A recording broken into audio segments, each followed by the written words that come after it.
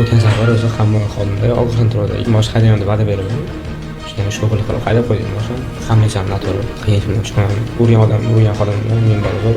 Kechirim so'ragan xodimlar o'zidan uylarimdan yurasidan. Jamin shoyamiz o'zlarimiz so'raymiz, barchamiz so'raymiz kanaldan. Noto'g'ri bo'lish.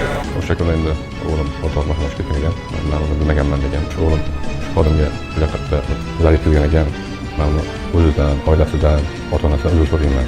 Haqimdan uzr so'rayman. Men aybdorman o'g'lim uchun. Sentyabr oyida o'g'lim Doniyorga maktabga bormagan sababli chora ko'rganda, undan keyin yanvar oyida ikkinchi marta ham chora ko'rgan payti men qattiq ogohlantirish berganda, profilaktika suhbatkaz men bilan bundan xulosa chiqarmoqda. Mana bugun o'g'limga chiqarmaganligim, e'tibor bermaganligim mana bugun tergovni ko'rsatdi.